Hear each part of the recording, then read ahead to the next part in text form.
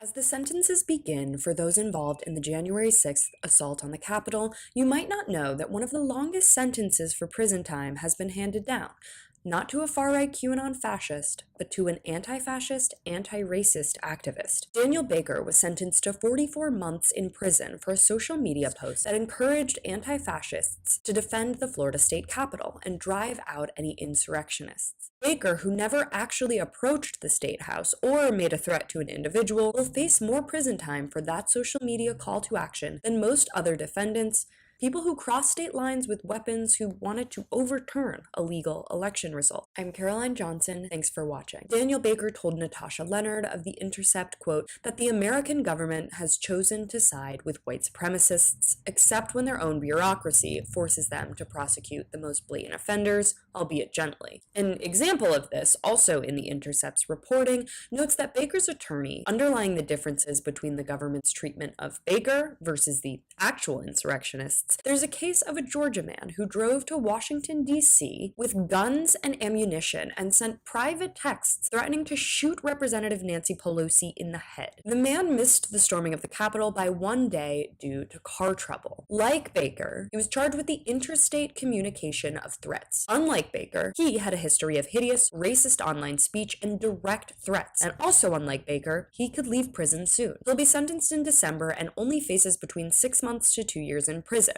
And as a reminder, Baker will serve 44. So who is Daniel Baker? It should be noted that threats, even on social media, should absolutely be taken seriously. But when we dig in a bit deeper to the personage behind the persona, we can get a clearer picture of whether Baker did actually pose a threat or if his intentions were in fact defensive. Baker is an EMT trainee, and according to organizers in his circles in Florida, he frequents protests where he serves as a street medic. He also provides food and medical supplies to the unhoused community in his neighborhood, as he himself is formerly unhoused. He told Leonard that, quote, "My heart is about helping people who are homeless. I know how bad it can be." This case is a reminder of what happens when the federal government calls for a unilateral approach to ending domestic terrorism. It leads to leftist activists being targeted and imprisoned, oftentimes instead of the far right. Black and brown communities have known and experienced this firsthand for decades, as the government pumps money into the DOJ, FBI, and then that trickles down into local police departments. The people most affected by these policies are the most marginalized, not the $90,000 truck-owning right-wingers who, as we all saw, were the actual perpetrators of violence. Leonard writes that, quote, "The far right has, for 2 decades, been responsible for the vast majority of deadly extremist attacks, while both Republicans and Democrats